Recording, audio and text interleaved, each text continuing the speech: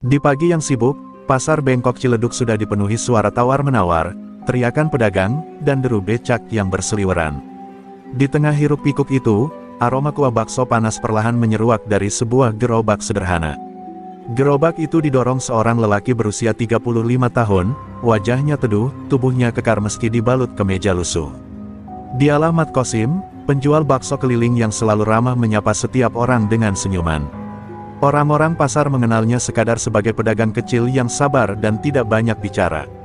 Namun, ada sesuatu pada sorot matanya, tenang tapi menusuk, yang membuat sebagian orang enggan mencari gara-gara dengannya. Anak-anak suka mengejarnya sambil berteriak, "Bakso, bakso!" Dan para ibu-ibu menunggu giliran dengan sabar untuk merasakan kuah kaldu gurih buatannya. Tidak ada yang menyangka, di balik sosok sederhana itu tersembunyi rahasia besar. Setiap kali Kosim mengaduk kuah baksonya, ingatan tentang masa kecilnya datang begitu jelas. Ia teringat pada seorang lelaki tua berwajah keras namun penuh kasih, Kiai Marzuki, kakeknya. Dialah yang membesarkan Kosim sejak kecil di sebuah padepokan silat di pelosok Banten. Kiai Marzuki adalah jawara di Segani, pewaris ilmu silat kuno yang hanya diturunkan pada orang terpilih. Dan sejak kecil, Kosim adalah murid yang dipersiapkan untuk memegang warisan itu. Namun jalan hidup tak pernah lurus. Setelah kakeknya wafat, Kosim meninggalkan dunia perguruan silat. Ia memilih menjadi penjual bakso keliling di kota, mencoba menjalani kehidupan biasa. Ilmu ini bukan untuk gagah-gagahan, pesan terakhir kakeknya yang terus ia pegang erat. Baginya, hidup sederhana, jujur, dan memberi makan orang lain jauh lebih mulia ketimbang unjuk gigi sebagai pendekar. Meski begitu, ada masa-masa di mana tangannya gatal untuk bertindak. Tatkala melihat ketidakadilan di pasar, hatinya bergolak. Ia pernah menyaksikan seorang pedagang buah dipukul hanya karena tak mampu membayar uang keamanan. Kosim menunduk, menggenggam erat sendok sayurnya, menahan diri sekuat tenaga. Ia tahu, sekali turun tangan, jalan hidupnya tak akan pernah sama lagi. Pagi itu, sambil menyusun mangkuk-mangkuk di atas gerobaknya, ia kembali merenung.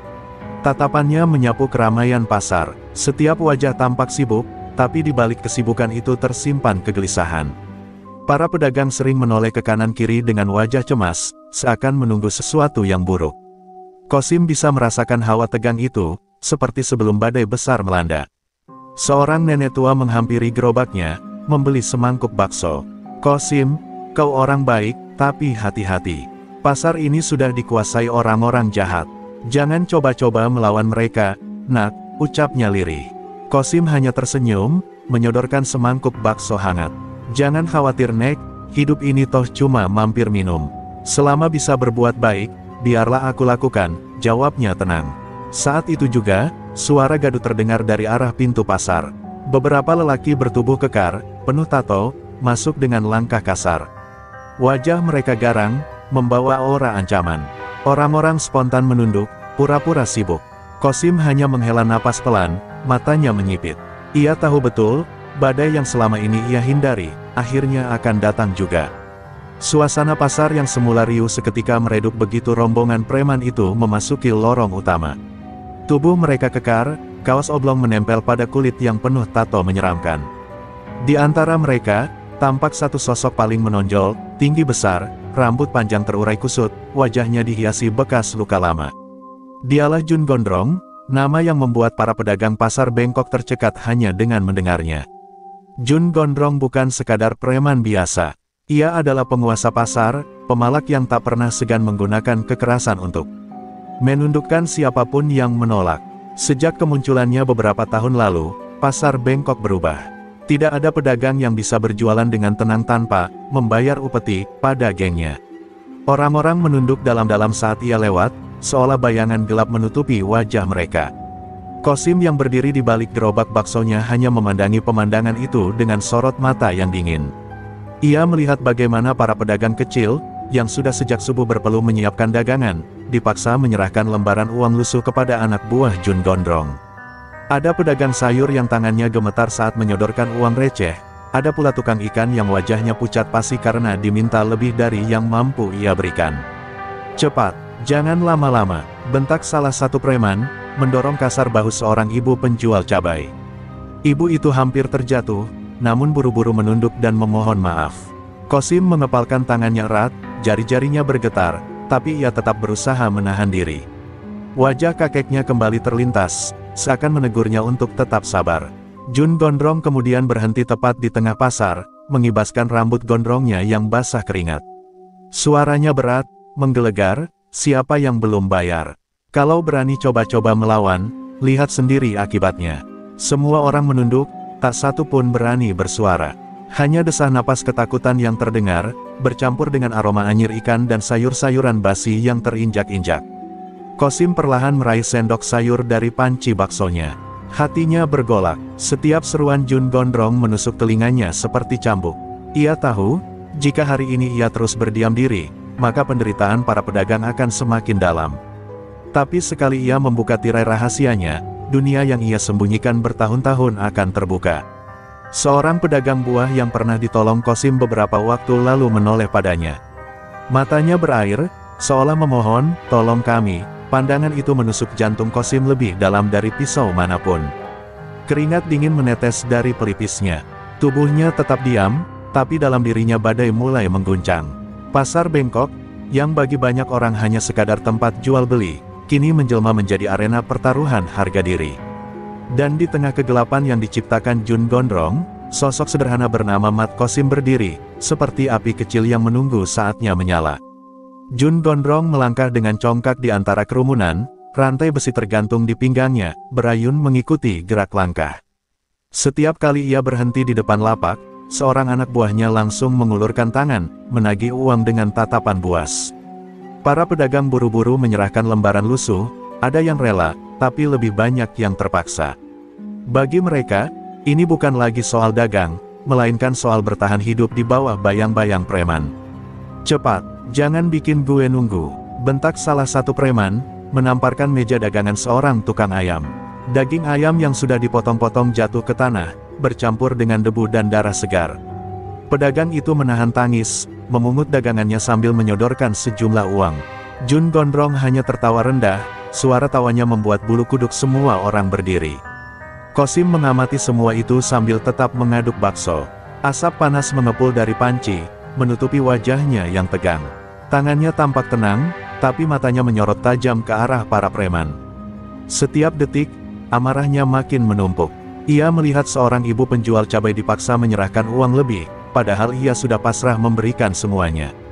"Kurang, lo pikir gue bisa kenyang cuma pakai recehan begini?" Preman itu menendang keranjang cabai hingga cabai merah bergelimpangan ke tanah. Si ibu terisak, berusaha memungutinya kembali. Orang-orang hanya bisa menunduk, tak ada yang berani menolong. Di titik itu, dada Qasim berdegup kencang, rasa sabarnya mulai terkikis. Jun Gondrong berjalan ke arah gerobak bakso Qasim, berhenti tepat di depannya. Matanya menyipit, menatap Qasim dari ujung kepala hingga kaki. Tukang bakso, lo udah bayar belum?"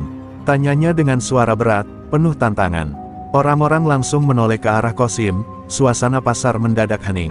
Semua menunggu jawabannya. Qasim mengangkat wajah, tatapannya tenang tapi dalam. "Saya cuma jualan bakso, Bang. Hidup dari keringat sendiri. Jangan minta apa yang bukan hak kalian," ucapnya lirih namun jelas terdengar. Suara itu membuat beberapa pedagang terbelalak, antara kagum dan cemas. Tak ada satupun yang berani bicara begitu kepada Jun Gondrong selama ini. Wajah Jun Gondrong mengeras. Sejenak ia terdiam, lalu meledak dengan tawa menghina. "Hahaha, denger tuh semua orang, ada tukang bakso sok pahlawan. Lo kira pasar ini bisa lo atur? Hanya ada satu raja di sini, dan itu gue," teriaknya sambil menghantam meja gerobak Qasim hingga mangkuk-mangkuk bergetar. Detik itu, pasar Bengkok seperti terbelah dua. Para pedagang menahan napas, menunggu apa yang akan terjadi. Qasim berdiri tegak, tangannya masih menggenggam sendok sayur, matanya lurus menatap Jun Gondrong. Tidak ada rasa takut, hanya ketenangan yang justru membuat suasana semakin mencekam. Semua tahu, benturan besar tak lagi bisa dihindari. Gerobak bakso Qasim masih berdiri kokoh, meski dihantam keras oleh tangan Jun Gondrong. Mangkuk-mangkuk bergemerincing, kuah panas bergetar seolah ikut menahan amarah tuannya. Orang-orang menahan napas, tak ada yang berani bergerak. Mata semua pedagang kini tertuju pada satu titik, konfrontasi antara penjual bakso sederhana dan preman paling ditakuti pasar Bengkok. Jun Gondrong mendekat, wajahnya hanya sejengkal dari Qasim. "Lo berani nantang gue?" desisnya. Bau alkohol dan rokok bercampur keluar dari mulutnya, menusuk hidung. Qasim tetap diam, matanya dingin bagai air sumur dalam. Kesunyian itu justru membuat Jun Gondrong semakin geram. Tanpa aba-aba, salah satu anak buahnya maju dan menendang gerobak bakso Qasim dengan keras. Brak, gerobak itu miring, panci besar berisi kuah panas terguncang, bakso-bakso bulat bergelinding ke tanah bercampur debu pasar. Aroma gurih yang biasa menenangkan, kini berubah jadi saksi kehinaan. Orang-orang tersentak, beberapa ibu-ibu menutup mulut, ngeri menyaksikan kejadian itu. Qasim menunduk, menatap bakso-bakso yang berserakan. Matanya berkaca-kaca, bukan karena kehilangan dagangan, tapi karena amarah yang sudah tak bisa lagi ditahan. Ia merasakan detak jantungnya berdentum di telinga, mengingat pesan kakeknya, gunakan ilmu hanya bila kezaliman sudah melewati batas. Dan hari itu, batas itu telah terlampaui. "Kenapa diem?" bentak Jun Gondrong, mendorong dada Qasim. Tubuh Qasim bergeser sedikit, tapi ia tetap berdiri tegak. Sorot matanya menusuk, membuat Jun Gondrong sejenak terhenti, seakan berhadapan dengan sesuatu yang berbeda dari biasanya. Ada aura tak kasat mata yang terpancar dari lelaki penjual bakso itu. Kerumunan makin riuh, bisik-bisik terdengar. "Bang Qasim jangan diam aja, astagfirullah, berani banget dia, ya Allah. Kalau bukan dia, siapa lagi yang bisa lawan Jun Gondrong?" Suara-suara itu bergaung di telinga Qasim, menambah beban sekaligus memantapkan tekadnya. Qasim menarik napas panjang, menatap lurus ke arah Jun Gondrong. "Jangan pernah hina rezeki orang kecil," ucapnya pelan, namun setiap kata terdengar tegas. Kalimat sederhana itu membuat suasana pasar membeku. Bahkan suara ayam berkokok di kejauhan terasa jelas dalam keheningan yang mendadak menelan semuanya. Wajah Jun Gondrong memerah karena tersulut.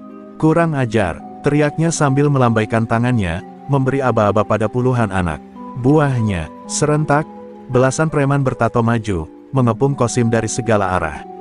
Dan di tengah kerumunan pasar yang menjadi saksi bisu, takdir mulai membuka pintu bagi sebuah duel legendaris. Qasim berdiri di tengah lingkaran preman yang semakin merapat. Tatapannya tajam, tubuhnya tetap tenang meski ancaman datang dari segala arah.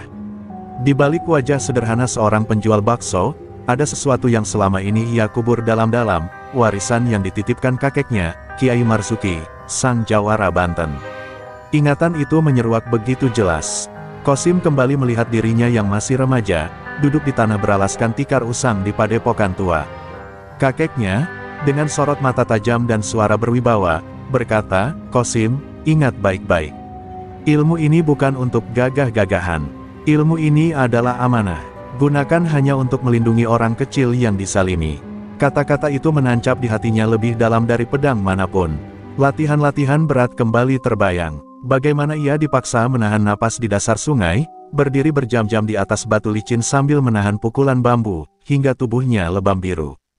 Semua itu bukan untuk menciptakan amarah, melainkan untuk menumbuhkan kesabaran. Ilmu jawara Banten yang diwariskan padanya bukan sekadar jurus, melainkan jalan hidup. Qasim teringat pula malam terakhir bersama kakeknya. Tubuh tua Kiai Marzuki terbaring lemah, tapi matanya masih menyala penuh wibawa. "Jangan kau biarkan dirimu jadi alat kesombongan. Tapi kalau suatu hari kau melihat orang lemah diinjak-injak, maka berdirilah. Karena disitulah harga diri ilmu ini diuji." Setelah itu, kakeknya menghembuskan napas terakhir, meninggalkan amanah besar di pundak cucunya. Kembali ke kenyataan, Qasim mengepalkan tangan di samping tubuhnya. Nafasnya perlahan teratur, seolah ia baru saja keluar dari pusaran kenangan.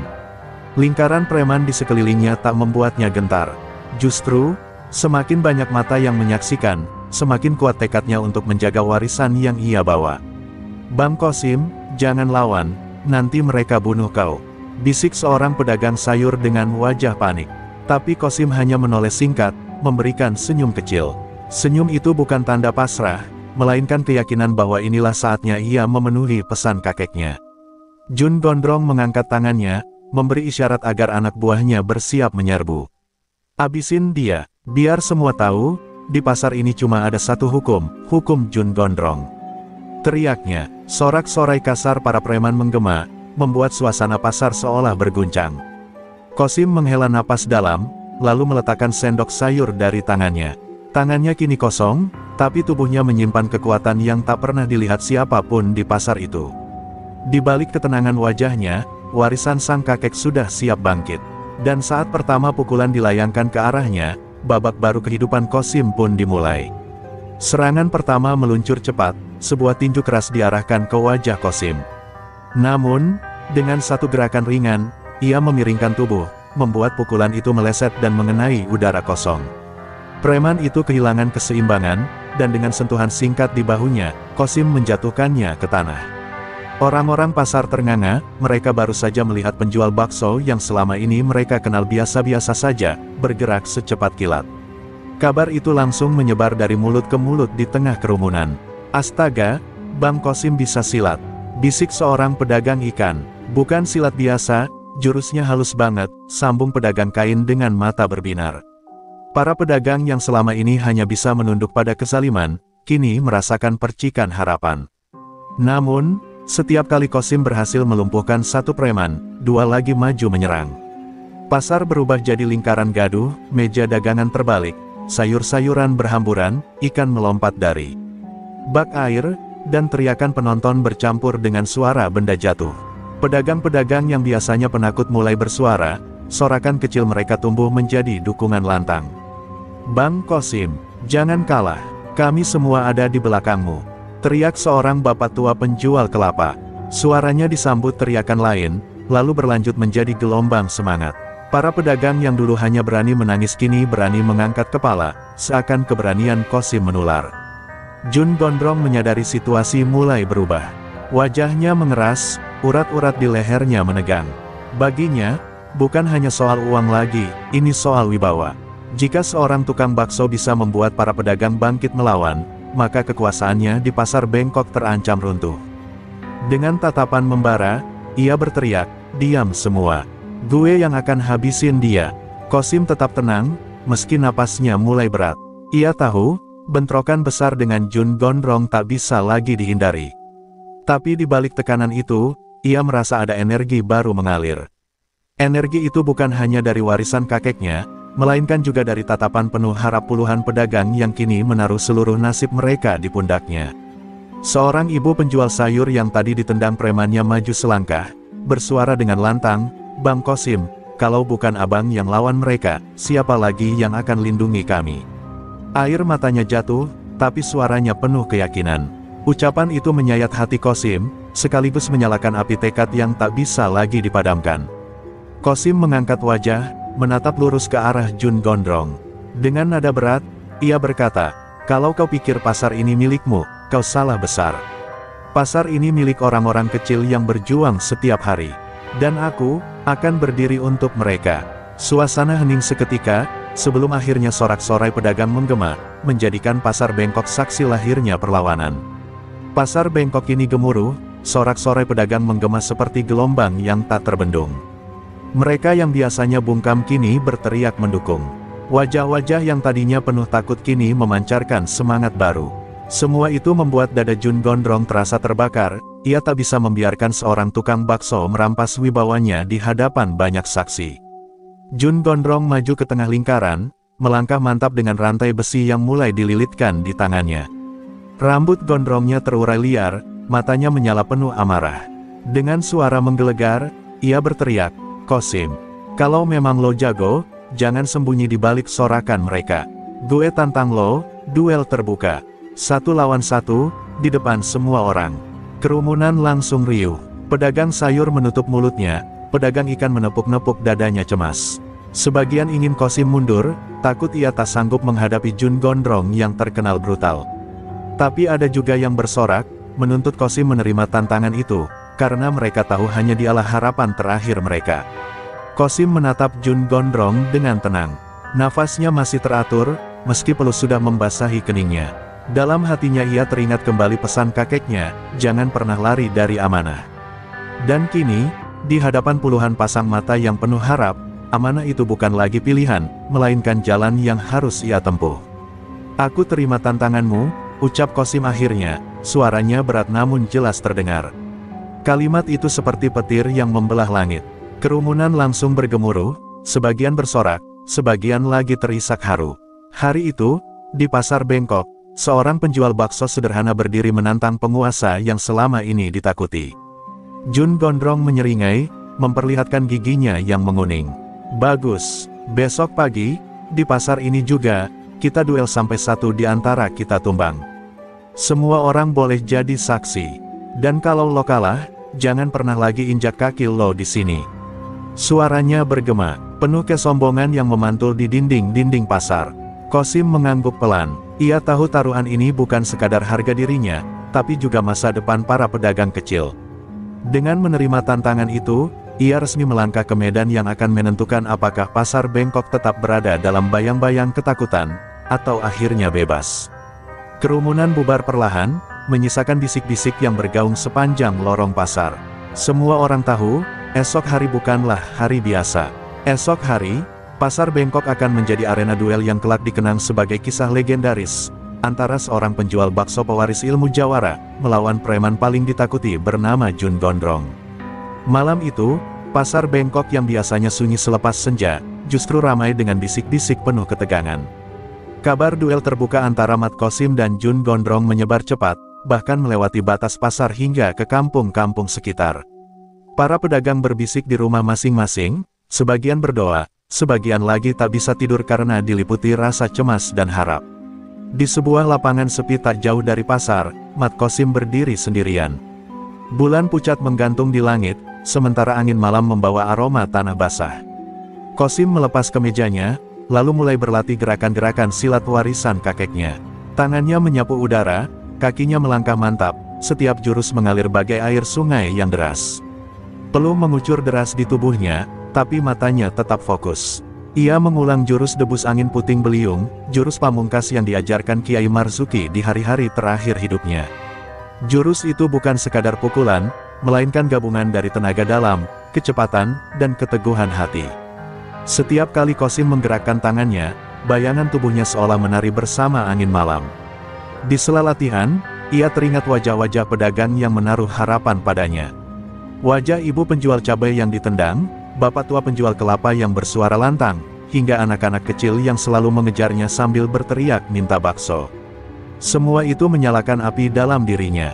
Baginya, pertarungan esok hari bukan lagi urusan pribadi, melainkan amanah untuk menjaga martabat orang kecil.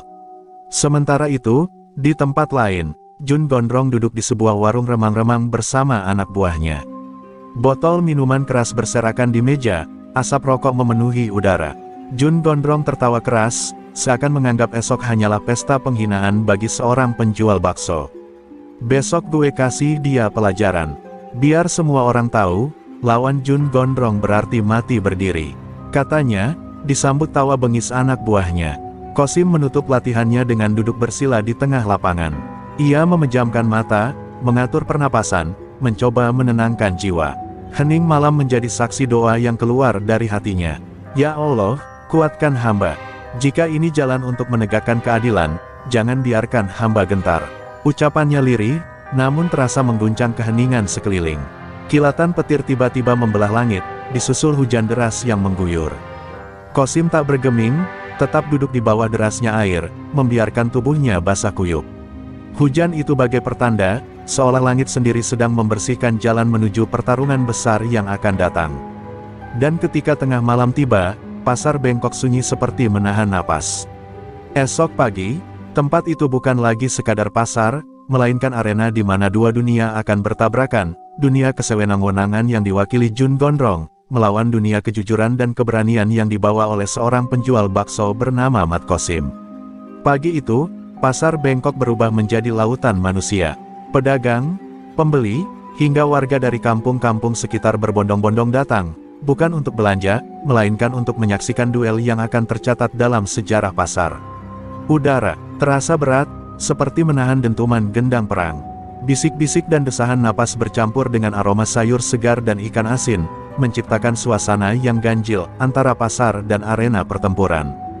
Gerobak bakso Mat Qasim sudah terparkir di tepi lapak. Ia datang lebih awal, mendorong gerobaknya dengan langkah mantap.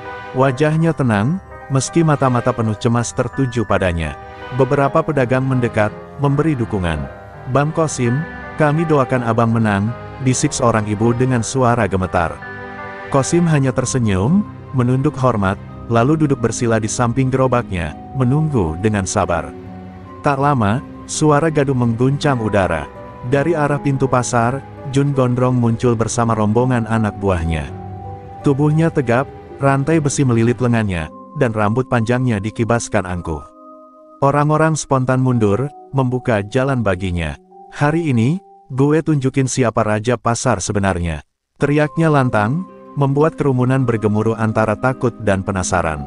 Lingkaran besar terbentuk di tengah pasar. Para pedagang, pembeli, bahkan tukang becak berebut tempat untuk melihat lebih jelas. Anak-anak kecil dipapa orang tuanya agar tak terlalu dekat.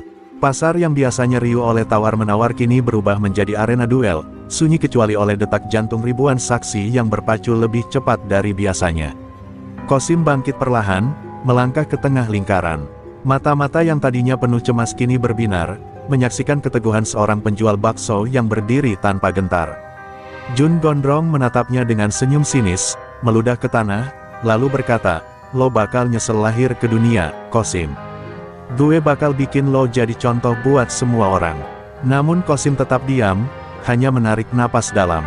Sorot matanya menembus, tenang namun penuh keyakinan. Dalam hatinya ia berbisik, "Kakek, hari ini ilmu yang kau titipkan akan aku jaga dengan nyawa." Ia menunduk sejenak, lalu berdiri tegak, tubuhnya siap menerima badai. Kerumunan semakin padat, sorakan demi sorakan mulai terdengar. Ada yang menyebut nama Jun Gondrong dengan kagum, tapi lebih banyak yang berseru mendukung Qasim. "Bang Qasim, lawan, Bang!" Suara itu menggema, menggetarkan setiap sudut pasar. Dukungan itu menjadi kekuatan yang tak terlihat, mengalir ke tubuh Qasim seperti aliran tenaga dalam. Dan ketika lonceng pasar berdentang menandai jam buka dagang, bunyinya seolah menjadi gong pertanda duel dimulai. Pasar bengkok, untuk pertama kalinya, berhenti dari segala jual beli. Hari itu, semua orang hanya ingin menyaksikan satu hal, pertarungan hidup dan mati antara Mat Qasim, sang penjual bakso, melawan Jun Gondrong, penguasa pasar yang ditakuti. Sorak-sorai massa tiba-tiba terhenti ketika Jun Gondrong maju dengan langkah berat, rantai besi di tangannya berkilat diterpa cahaya matahari pagi. Matanya merah menyala seperti bara, suaranya menggema di tengah keheningan, "Hari ini lo bakal jatuh di kaki gue, Qasim." Ia mengayunkan rantai ke udara, menimbulkan suara dentuman keras yang membuat beberapa penonton bergidik ngeri. Qasim tidak bergeming, ia berdiri tegak, kedua tangannya mengepal, napasnya teratur. Matanya fokus pada setiap gerakan lawan, menanti waktu yang tepat. Dari tubuhnya terpancar ketenangan yang justru semakin membuat orang-orang berdecak kagum. "Aku bukan mencari kehormatan, Jun," ucap Qasim pelan tapi jelas. "Aku hanya ingin pasar ini bebas dari ketakutan." Jun Gondrong meraung marah, lalu menyerang dengan rantai yang diayunkan deras ke arah kepala Qasim.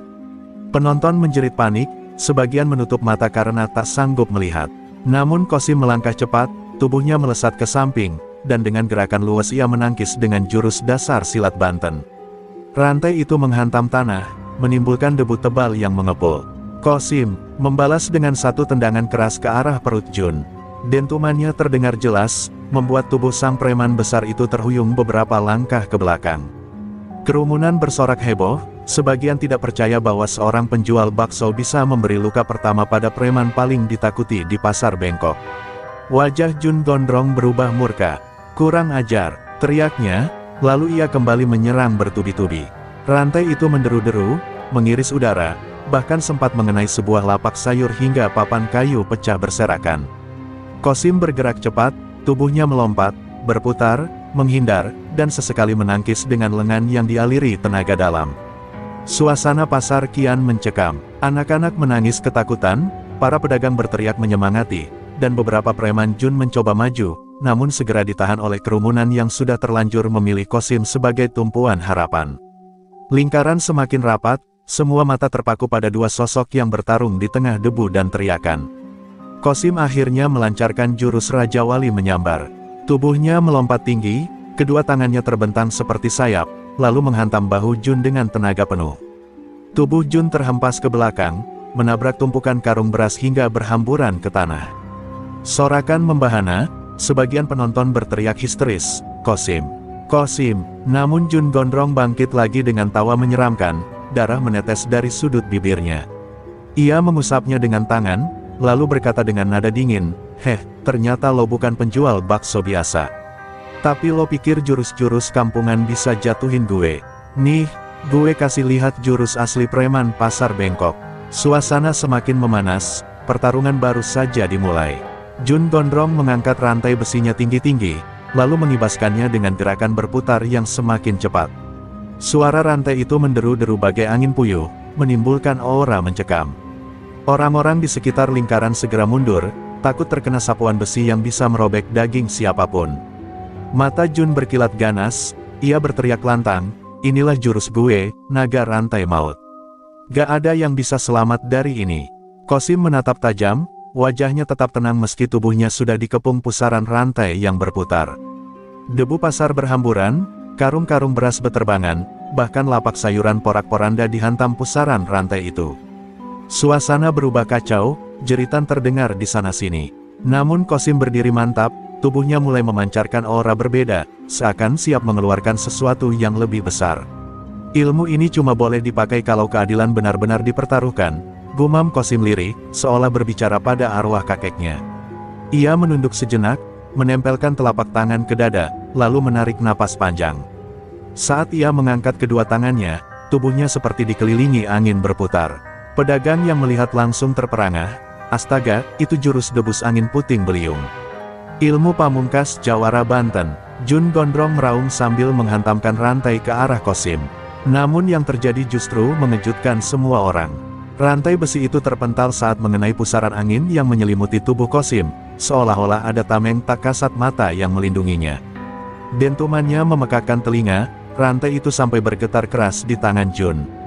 Qasim lalu melangkah maju dengan gerakan ringan, namun setiap langkahnya menimbulkan debu yang berputar naik ke udara.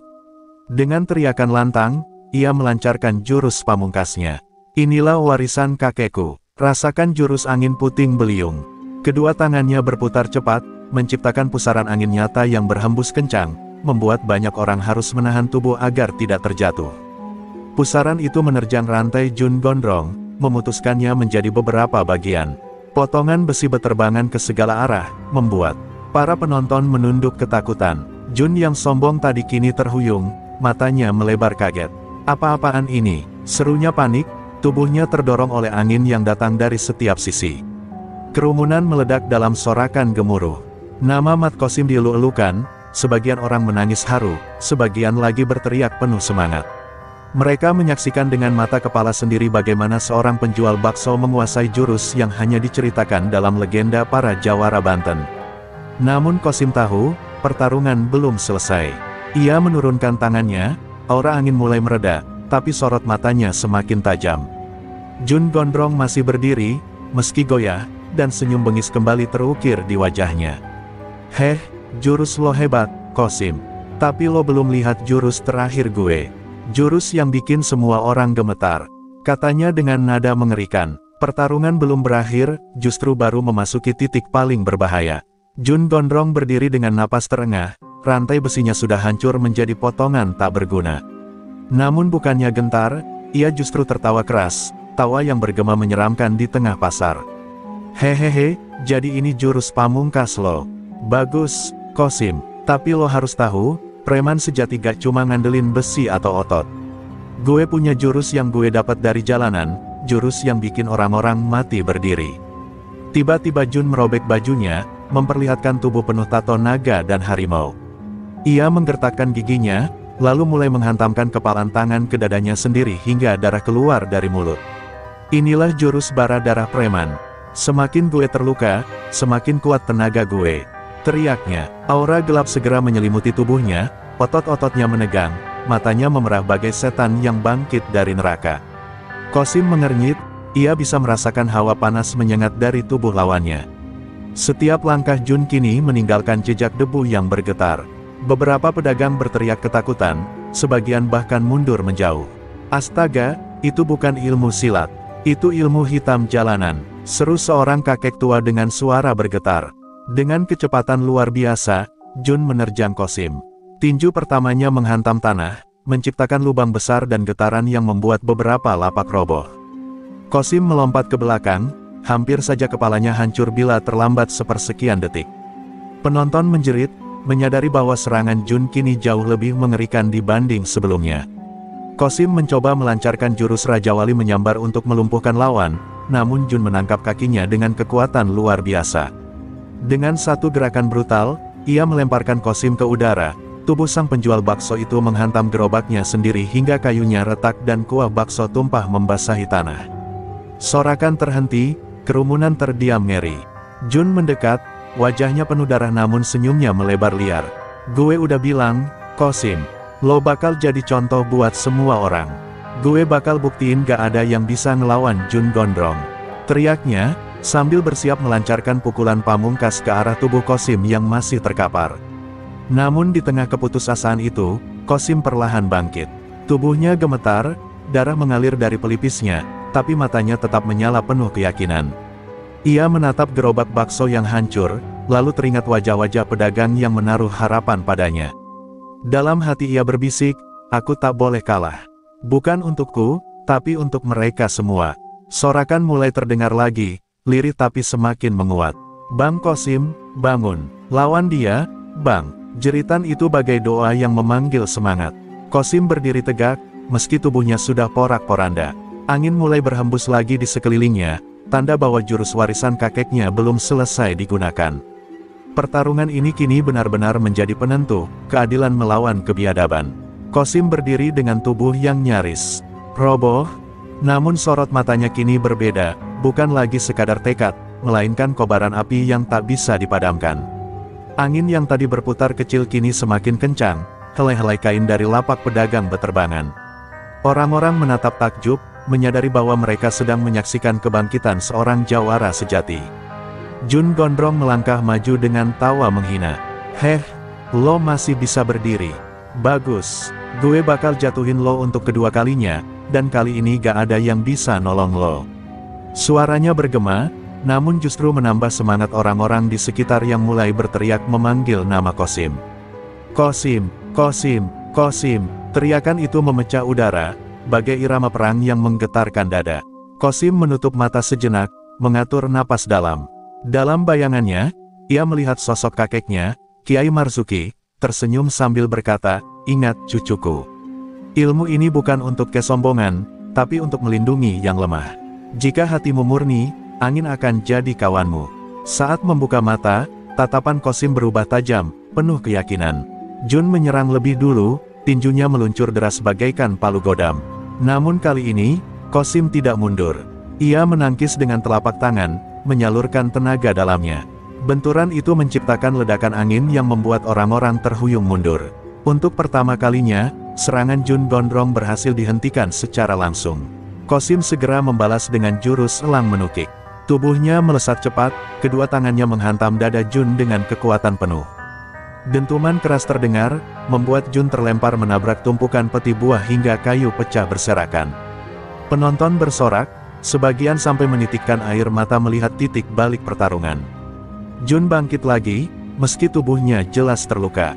Wajahnya penuh amarah bercampur panik, darah segar menetes dari hidung dan mulutnya. "Sialan, gue gak mungkin kalah sama penjual bakso," teriaknya putus asa. Namun Qasim sudah siap dengan langkah berikutnya. Tubuhnya tegak seperti gunung, matanya menyala laksana api yang tak padam. Suasana pasar kini benar-benar berubah. Dari yang tadinya dikuasai rasa takut, kini penuh semangat dan harapan.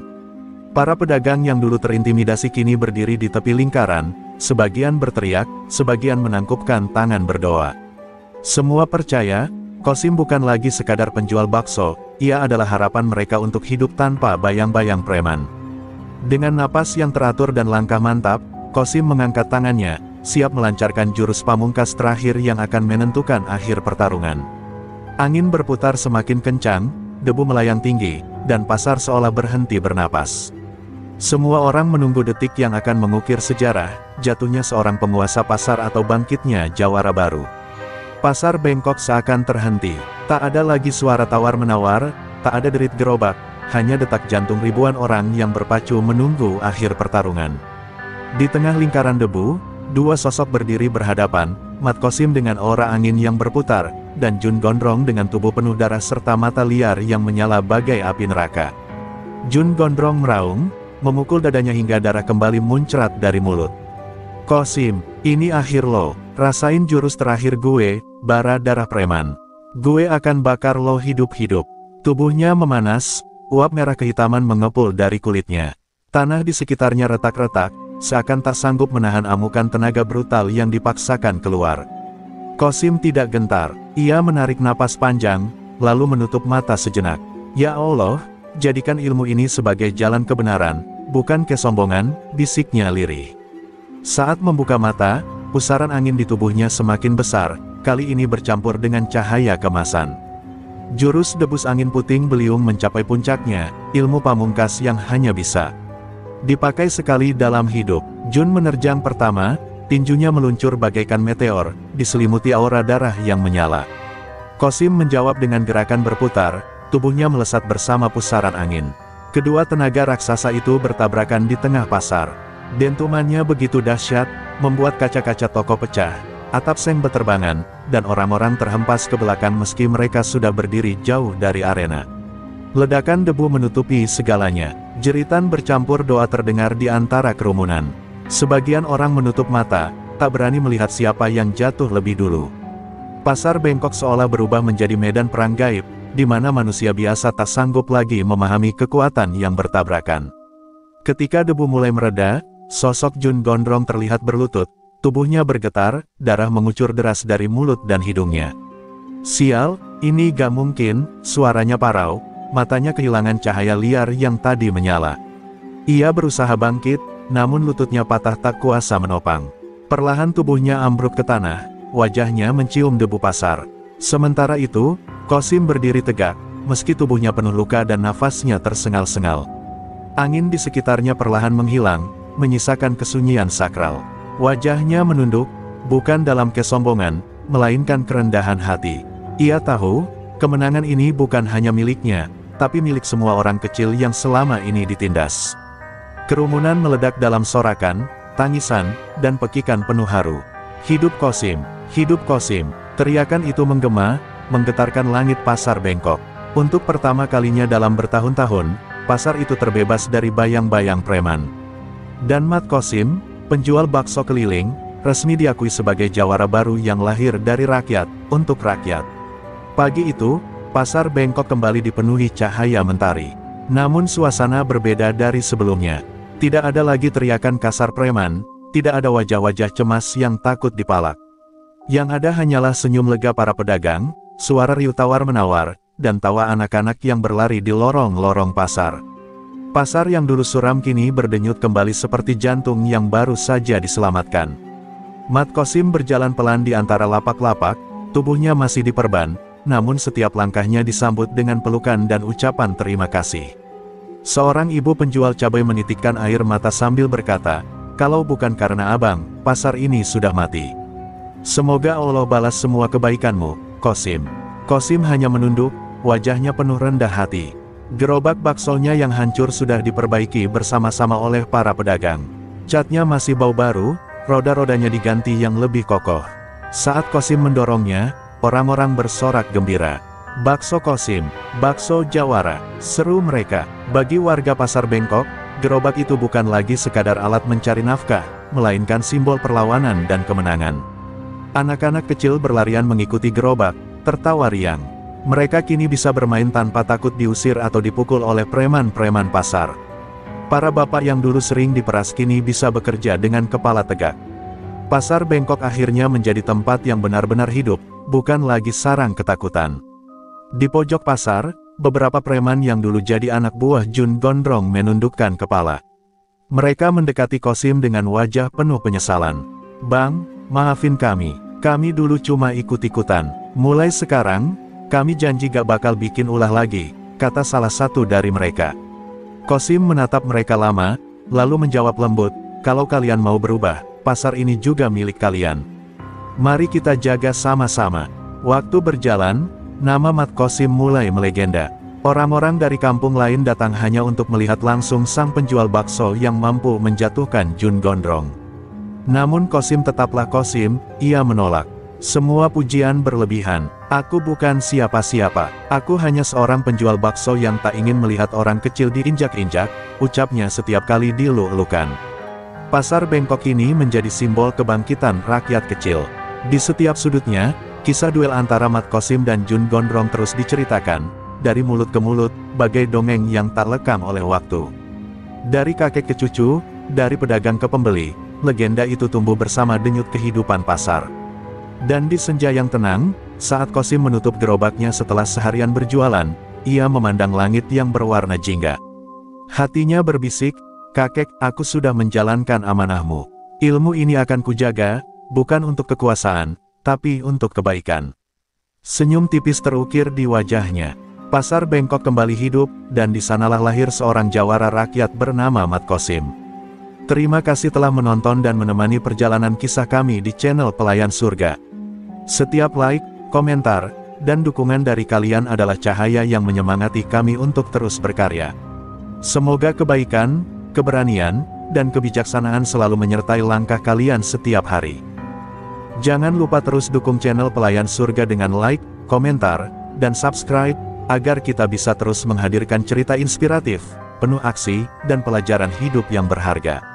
Semoga setiap kisah yang kami bagikan membawa manfaat, motivasi, dan kebahagiaan bagi kalian semua.